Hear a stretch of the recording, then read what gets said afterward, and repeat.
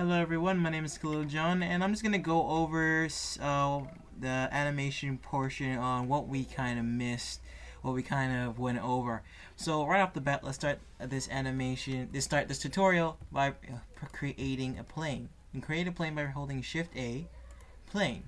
Once the plane is selected, we press Scale, S, and scale it to a respectable size.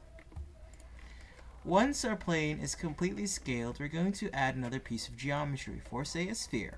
Press Shift A, under Meshes, click UV Sphere. Once the UV sphere is created, press Z,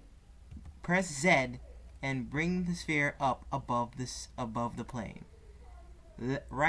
Left click to confirm the transformation. Press 1 on the number pad to go into front view. G7, make sure it's above the plane or above the grid line. Now we have the sphere ready to go. Press 1 on your number pad and 5 to switch to orthopedic view, giving you a much more cleaner view. Press Z to go to wireframe view. Once we're in wireframe view, press hold Shift A. Now we're going to go under amateur and click single bone. Once the single bone is created, we press S to scale it. Scale the amateur or single bone to fit the actual area keep it within the area of the UV sphere.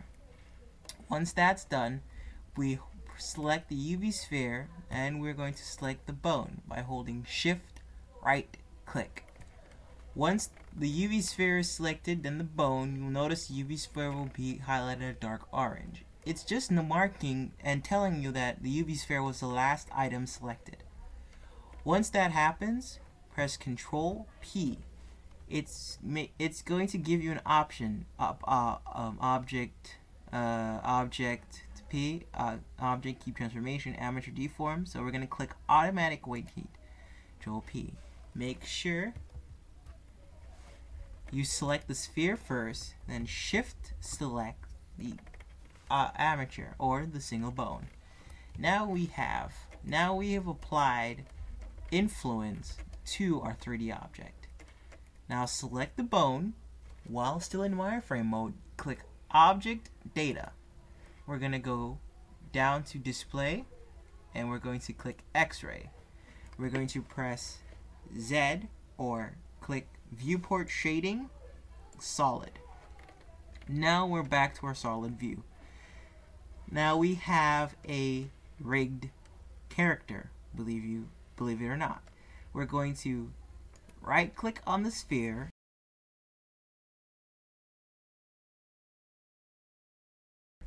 press smooth to make our sphere look nice and smooth. Now we're going to add materials to the sphere. We can do this by making sure the sphere is selected, going under material and clicking new. Once we have a new material, we'll see the specularity and the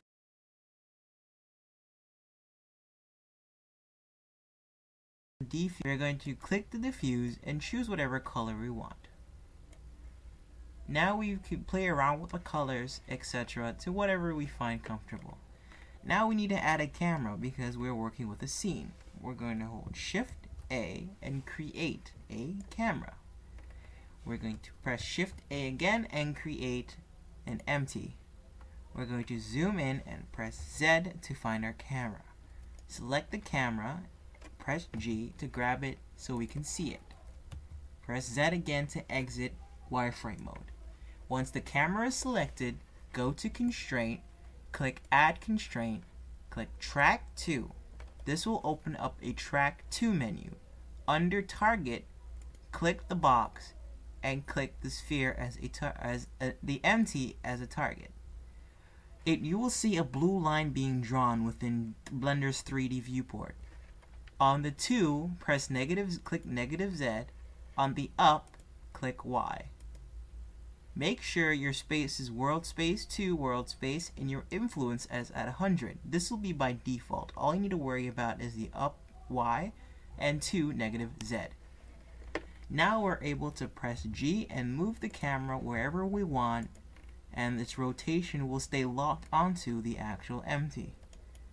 Select the empty by pressing Z and this ring right here. right beneath the actual sphere. We can bring this up by holding the transformation gizmo. Under object data, going to click and we can play around with the display. For say if we want the empty to display itself as a cube for selective purposes, we just click cube and now we're able to select it easier. Now we have a sphere. Press 0 on the number pad to snap to camera view.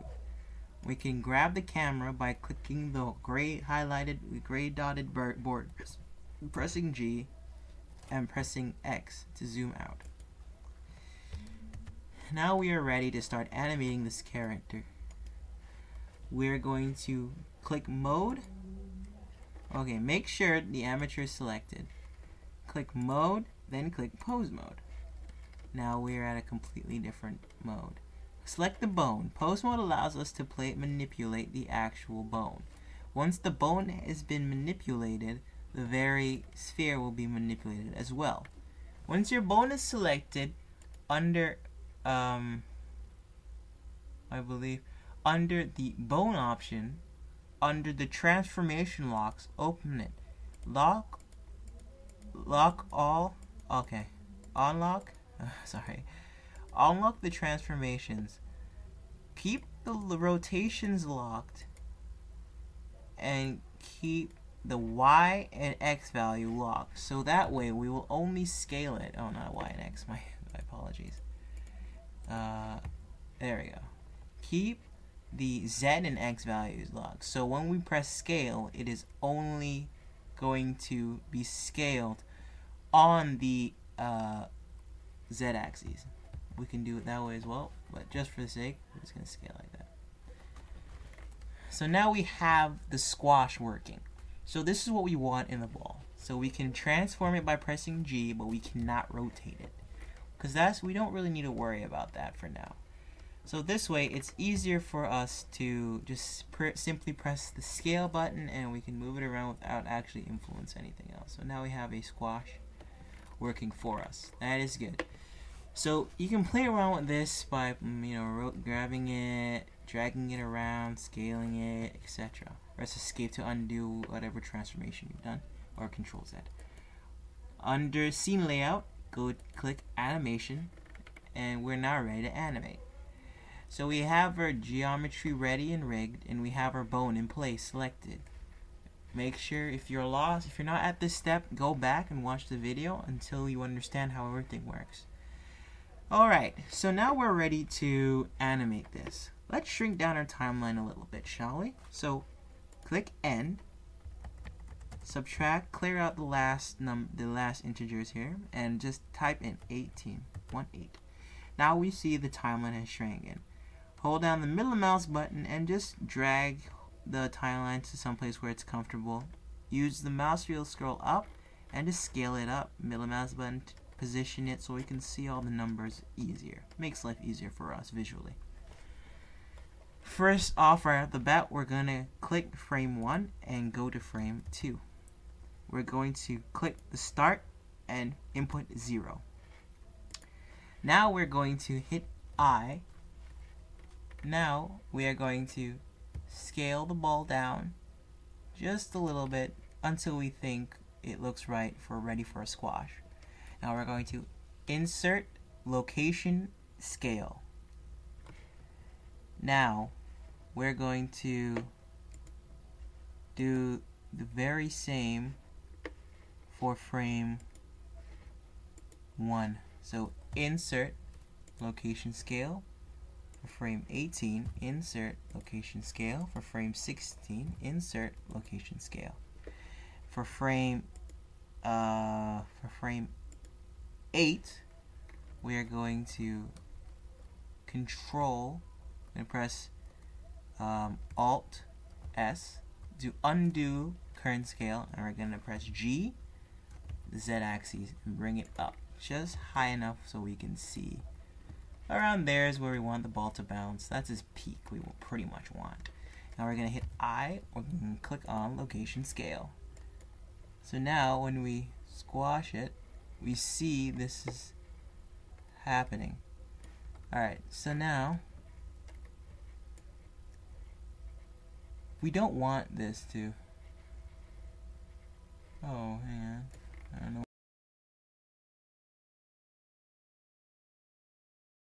So now we want the ball to hit the ground and stretch out, then stay straight, then squash. So we're gonna kind of focus on our dope sheet. So we're gonna scroll in here. So now we're going to select. So at frame here, we're going to take this frame. We're gonna go to the scale. We're going to select what type of scale we want. We're going to focus just on this scale right here, the Z scale. We're going to highlight it. We're going to shift, we're going to duplicate it, and we're going to bring it here to frame 16. So when, yep. So we can animate that. Alright, so we have basically. So let's get rid of in animation. We have to kind of tweak this time to time. So let's get rid of our first bit here. So at frame 4, we want a little bit of stretch. So we're going to scale that out like so. We're going to insert location scale. We're going to do the same for frame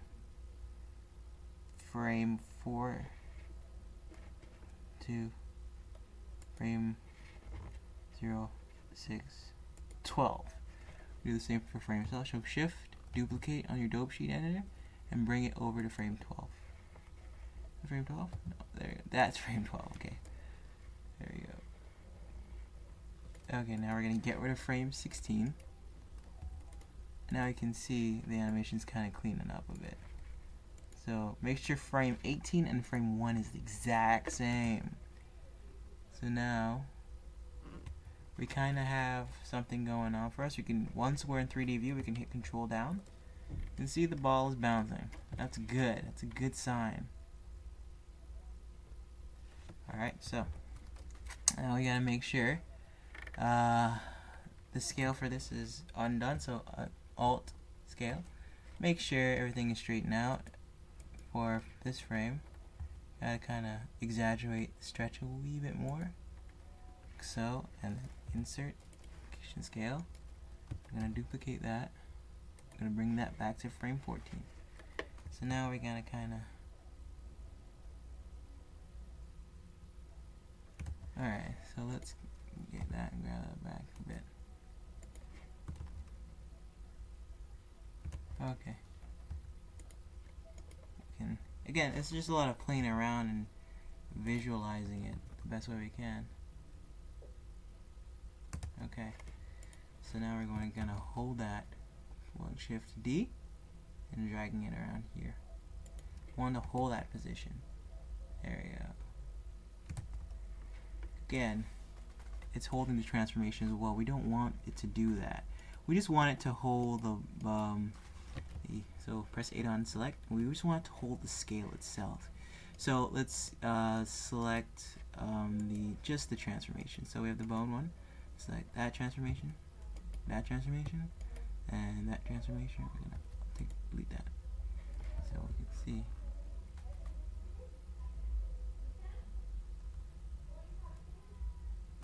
Okay. So now we're starting to see the bouncing ball kind of come to par. There you go. It's very slow, very simple. It's too sharp when it drops. So we want it to kind of hit a point where it peaks and then slowly start to, like that point when you throw the ball in the air, there's a time where it kind of freezes. So now we're going to focus on our F-curve editor and we're going to hit control down to enlarge it. Now we're going to enlarge our bone menu and we're going to click the eye here so everything is invisible, so we can only focus on just certain points. So now we're going to focus on the the Y. We're going to focus on the Y. So now we're going to hit the decimal. We're going to select press Alt and hit the decimal and number pad. Now we have this. Now this is a bit not really working because it's kind of jittery going up, but we want fluid movement going up and going down. So let's select the point right here that we don't need, and we're just going to delete it right here. So we can see the curve is going up and it's going down, but it's not as balanced. We want midway between 18. So just find half of 18. 18 is 9, so we're going to bring that one frame back. So grab on the x-axis 1 frame. There you go. So make sure it's lined up to -9. So this is, if you're doing graph and math, this is pretty much what this is pretty much what we're working with. Looks like little spaghetti. We're gonna get rid of that, and we're gonna go Z location. We're gonna highlight that, and we're gonna just get rid of this point right here because we don't need it. We're gonna do the very same thing. We're gonna grab x -1. I mean positive. Oh. We're gonna grab x1 negative. There you go. So now we're at 9 again. And so we're gonna play around with the scale. Now we see the scale is pretty much going well. We see that it's scaling up, then it's scaling down. It's staying that certain thing that was stretching, and it's gonna crush back to what it originally was. So we want it to up, boom. So we can play around with that. There's nothing happening for this, so we don't really need anything here, and there's nothing happening for this since we want to focus on the Y. So the Y is pretty much what is, what's actually going on in our animation. So we're going to collapse this by holding Control down on the arrow key, and then we're going to kind of just play around with this again, scratch through this animation until we kind of feel comfortable with it. We're going to go back into our F-curve editor, because again, this is where a lot of the editing happens. So we're going to Control down, and we're going to make the location visible. Now we're going to scale location, and we can see we kind of want the curve to kind of look like a bowl, because what we're doing, we're creating that hop and that kind of smooth in, and then we're going to have that smooth out effect, right? So we're going to hit Control down to minimize the window again to give us our full layout, and we're going to Control down to maximize this layout, and we're going to hit Alt A. So now it's not as sharp as it was before. So now it's a bit, see how it kind of hangs on a little bit, then dies a little bit more. You can play around with this by scaling that one bit more, a little bit more, but you can just keep it as is. So let's say we just want to go straight up and down. You can see it's kind of going off to the side a little bit on the Y. We don't really want that. I don't know why it's doing that. I'm gonna go back down since it's something to do with the I believe X translate? No, Z translation. I think this is gimbal lock going on right now. X Z translation. We just want it to go straight up and down, so we're just gonna get rid of that. So now we hit Alt A. This is gonna go straight up and down.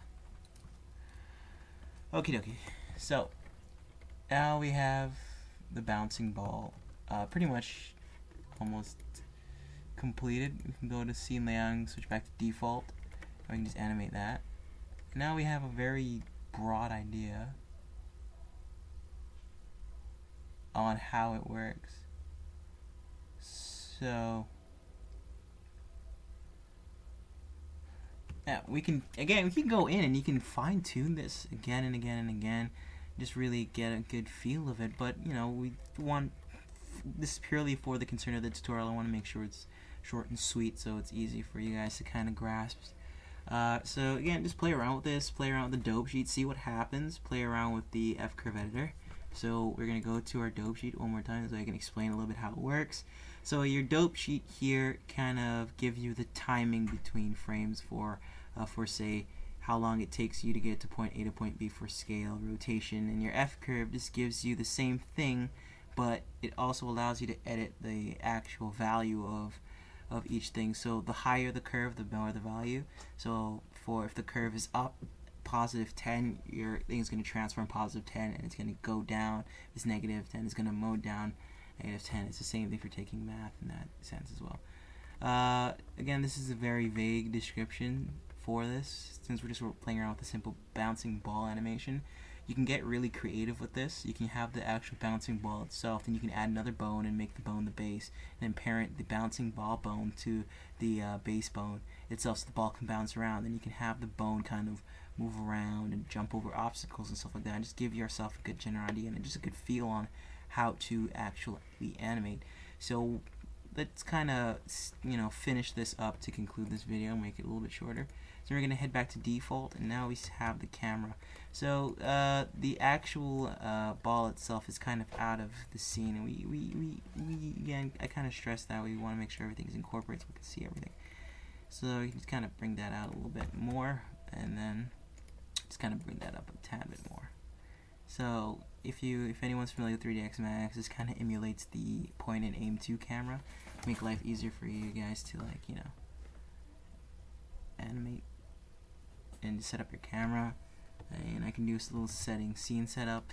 Again, you don't have to follow this, but if you want to, this is just how to set up a basic scene, modeling tip. So select your plane, hit tab to enter edit mode, hit Control R, and Control R will create this purple line. You can use our middle mouse button to create more lines. So this kind of implements vertices for us to really play around with the plane. So we're going to go from vertice mode to edge mode.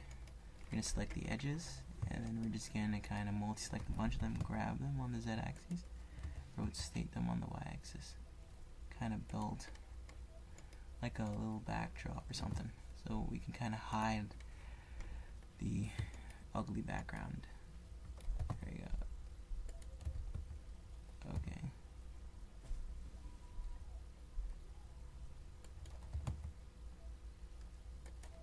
Okie dokie. So let's kind of, okie dokie, so I can just scale that up a little bit more, and then have it on the z-axis. Good. Now we're going to kind of smooth that out, pretty smooth. And now we're going to add a material, new material, and just choose whatever color we want. I'll just cut it as, put it like a light gray, and then kind of get rid of the specularity. And then put it, I won't harden it, I'll just keep it at 50.1, so we can still see it. Now we're going to add a light source. What I want to do is add maybe a helium light. Let me create a lamp and a point. Grab Z. Bring that up. Now, when we have a light source, we're going to kind of test out, see what it looks like. We're going to go to shade view. We're going to click textured. Now it's going to give us a kind of brief preview on how it looks like. So now we're going to kind of do that. We're going to kind of duplicate it, make sure it's on all sides. We're going to drop this one to 0.5, so only half. We're going to get rid of the specularity. Now we're going to drop this other one, kind of fill in the base of it almost. We're going to do the same thing. This one's going to be a little lower, 2.5 in the energy. So we still want shadow to stay around, but don't want. Now we want to kind of fill in the. So these lights are just fill-in lights to kind of get the actual sphere looking kind of crisp and sharp. So when there's dark areas, this can kind of fill in the dark areas for us, right? And they're just in some rigs. Some rigs will have around 8 or 9 of these lights to do a lot of the fill-in, and you know what I mean. Again, you don't have to, but you can just add a single light source. Right, F12 to render, and bada bing, we have a rendered ball. So we can select one, and create shadow, and then just kind of hit 12, and now we have a shadow being cast, or just something like that going on. We have a little shadow over there being cast. You can do that, and you can see your little shadow there, showing like a villain. Okay, or you can, create a spotlight. So we can create a spotlight, and then bring the spotlight up around here, and then take the energy and really just bring it down, and get rid of the specularity, and just click it shadow only. so it just emits a shadow. So we're gonna click constraint, and then we're gonna add a constraint, simple track to constraint, and we're gonna select the UV sphere. So of the points, we're gonna click the sphere, and then we're gonna do Y, negative Z. Okay. So now it's just gonna cast a shadow. So once the sphere goes down and up, it's gonna cast a shadow. Okay, so Alt Animate again is to kind of blast your animation while you're in Blender 3D. So we have a nice little rig set up. Don't worry about the rays, this is only shadow only. So we're gonna hit F12, and there you go, it renders 10 times faster. Again, it's not really casting a very powerful shadow. It's kind of bring the strength up a bit. So buffer shadow, no shadow. Bring energy up again to 1. Diffuse. Okay, so let me kind of 1.5.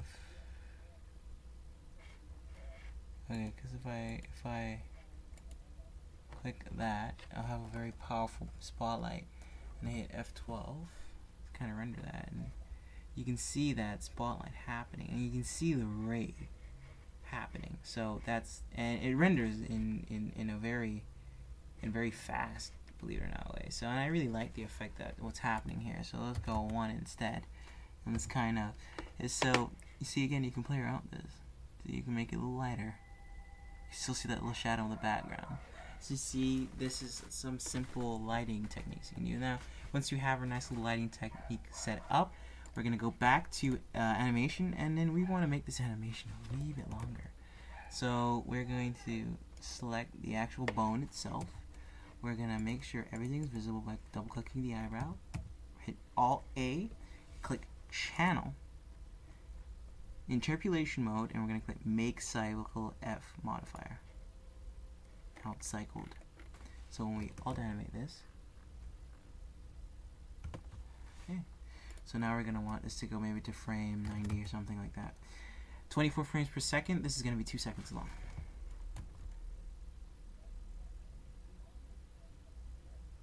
There you go. So now we're ready to animate this. So 90 frames per second, 2.4. Ooh, this is more than that. 24 frames per second, I believe the frame rate is. Yep, 24 frames per second. Calculator.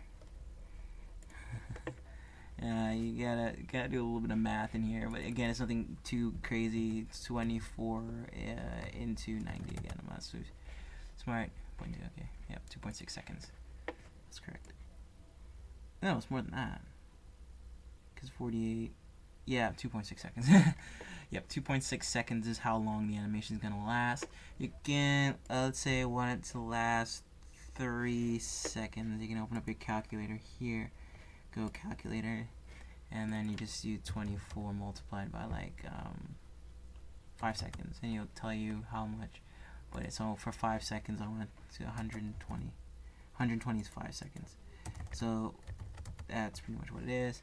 You can change the frame rate if you want it to be 29.92.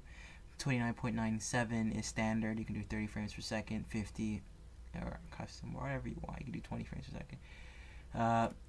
I don't really render anything in 30 frames per second, to be honest with you. Most of the time it's film standard 24 frames per second because it makes life easier for me in rendering sounds. But you can play around with this and just have fun with it.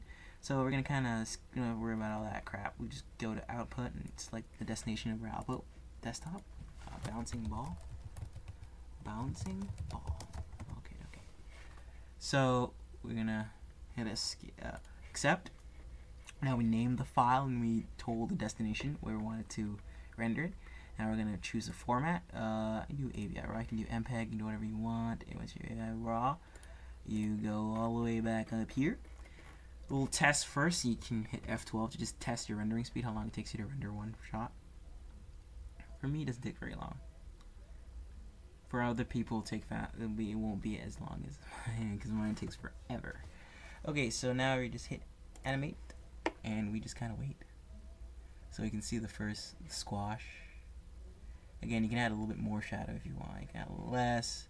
You can play around with the lights, you can play around with everything, and you just render this out. I'm going to have a fully rendered version of this on the main website so you guys can see how everything works, and you kind of just wait it out, you know, wait it out like a champion now, working on frame 2. So I hope you enjoyed this tutorial. Quite a very long tutorial, believe you me, 30 minutes, oh wow. Yeah, so the software I'm using to record all these tutorials, so I can show you, it's NACA. It's free. You can download it on the website. Just Google Debut Video Capture Software. It'll give you this. And thank you for your time. Thank you for your attention. I hope this tutorial helped in any way, shape, or form. If you have any questions, MSG me. If you have any concerns, you do the same. Find me on Facebook. Yada yada blah blah blah blah blah blah. This is your friend Khalil John. This is your animation tutorial. Thank you for watching.